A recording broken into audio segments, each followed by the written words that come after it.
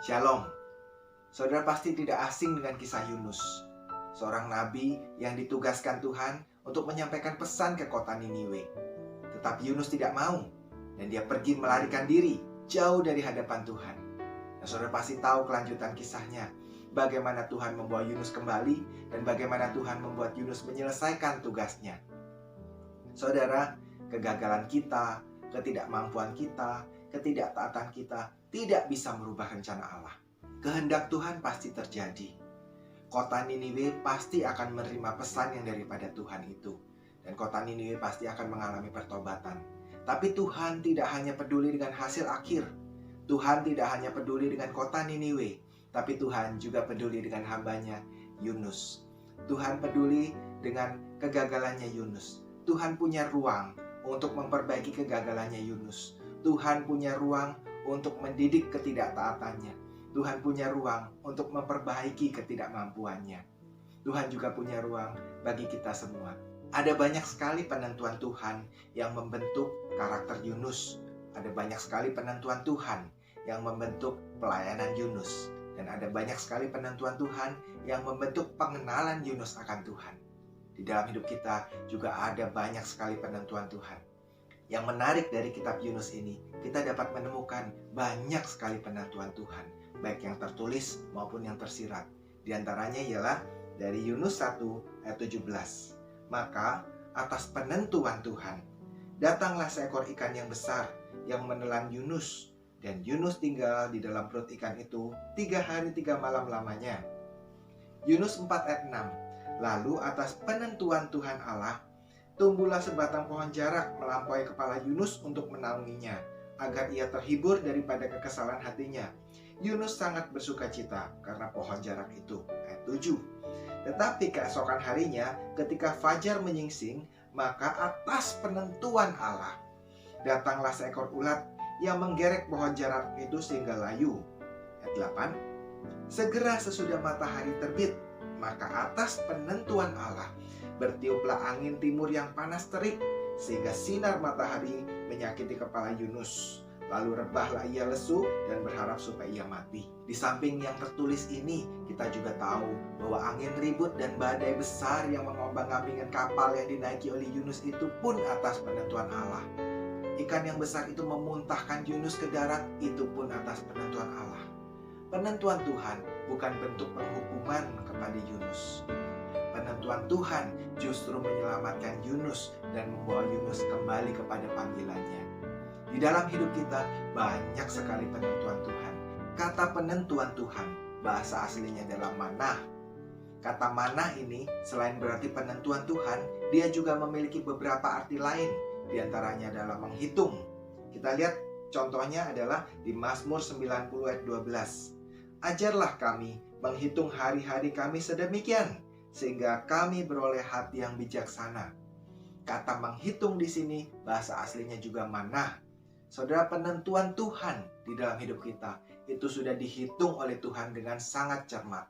Matematikanya Tuhan begitu ajaib, matematikanya Tuhan begitu cermat. Tuhan menghitung dengan cermat ketika Yunus dilemparkan dari kapal ke dalam laut. Tuhan mengirimkan ikan besar untuk dapat menampung Yunus di dalam perutnya. Tuhan menghitung dengan cermat seberapa besar ikan itu yang dapat menampung tubuhnya Yunus ke dalam perutnya. Seberapa cepat ikan itu harus berenang supaya ikan itu dapat berjumpa dengan Yunus pada satu titik itu. Dan seberapa banyak oksigen di dalam perut ikan itu untuk dia bernafas selama 3 hari 3 malam. Kesulitan-kesulitan kita, pencobaan-pencobaan yang kita alami, itu pun sudah dihitung oleh Tuhan dengan cermat. 1 Korintus 10 ayat 13. Pencobaan-pencobaan yang kamu alami ialah pencobaan-pencobaan biasa yang tidak melebihi kekuatan manusia. Sebab Allah setia, dan karena itu Ia tidak akan membiarkan kamu dicobai melampaui kekuatanmu. Pada waktu kamu dicobai, Ia akan memberikan kepadamu jalan keluar sehingga kamu dapat menanggungnya. Pencobaan-pencobaan yang Tuhan izinkan terjadi dalam hidup kita, itu sudah Tuhan hitung dengan cermat. Tuhan sudah pastikan bahwa pencobaan ini tidak melebihi kemampuan kita, tidak melebihi kekuatan kita. Kalau dilihat oleh Tuhan bahwa pencobaan itu terlalu besar dan tidak dapat kita tanggung, Tuhan pasti tidak izinkan pencobaan itu terjadi dalam hidup kita.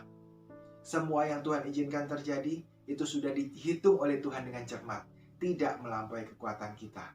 Arti yang lain dari kata manah selain penentuan Tuhan adalah juga menugaskan. Seperti kita lihat dalam 1 Tawarik 9 ayat 29. Sebagian dari mereka ditugaskan mengurus perabotan, yakni segala perabotan tempat kudus, dan mengurus tepung yang terbaik, anggur, minyak, kemenyan, dan rempah-rempah. Saudara, penentuan Tuhan di dalam hidup kita bertujuan juga untuk menugaskan kita. Setiap kita punya tugas dalam kerajaan Allah. Setiap kita punya pelayanan sendiri dalam kerajaan Allah. Setiap kita punya bagian untuk kita lakukan di dalam kerajaan Allah. Tidak ada satupun dari anak Tuhan boleh menganggur. Tidak ada satupun dari anak Tuhan boleh tidak melayani. Tapi setiap kita punya panggilan khusus. Setiap kita punya bagian. Setiap kita punya fungsi sendiri-sendiri yang tidak bisa digantikan oleh orang lain. Penentuan Tuhan di dalam hidup kita juga bertujuan untuk menugaskan kita, untuk memastikan setiap kita melakukan tugas kita dalam kerajaan Allah, memastikan setiap kita berfungsi di dalam kerajaan Allah. Arti berikutnya dari kata manah ini adalah mengangkat, seperti kita temukan di dalam Daniel 1 ayat 11. Kemudian berkatalah Daniel kepada penjenang yang telah diangkat oleh pemimpin pegawai istana untuk mengawasi Daniel, Hananya, Misael, dan Asaria. Manah juga berarti mengangkat. Penentuan Tuhan di dalam hidup kita juga bertujuan untuk mengangkat kita, membawa kita pada level yang lebih tinggi, membawa kita pada panggilan yang lebih tinggi, membawa kita pada pengenalan Tuhan yang lebih tinggi. Hal berikutnya yang kita dapat pelajari daripada Yunus adalah bahwa Tuhan tidak hanya peduli dengan pelayanan kita. Tuhan tidak hanya peduli dengan tugas yang diberikan kepada Yunus. Tuhan tidak hanya peduli dengan kota Niniwe, tapi Tuhan juga cinta kepada Yunus. Setelah Yunus sukses melakukan tugasnya, Tuhan tidak membiarkan Yunus di dalam keputusasaannya. Tuhan tidak membiarkan Yunus di dalam kemarahannya, tapi Tuhan juga beracara dengan Yunus. Atas penentuan Tuhan, maka Yunus juga belajar untuk mengerti isi hati Tuhan. Belajar bahwa Tuhan juga mencintai orang-orang berdosa. Belajar bahwa Tuhan mencintai semua orang. Izinkan penentuan Tuhan terjadi dalam hidup kita. Penentuan Tuhan bukan bermaksud untuk menghukum kita. Penentuan Tuhan telah dihitung dengan teliti oleh Tuhan sehingga itu tidak melampaui kekuatan kita. Penentuan Tuhan bertujuan juga untuk menugaskan kita, untuk memastikan kita berfungsi sesuai dengan panggilan kita masing-masing. Dan penentuan Tuhan juga bermaksud untuk mengangkat kita pada level yang lebih tinggi, panggilan yang lebih tinggi, pengenalan Tuhan yang lebih tinggi. Rancangan Tuhan selalu yang terbaik bagi kita. Sebab itu, izinkan penentuan Tuhan terjadi di dalam hidup kita. Tuhan Yesus memberkati. Amin.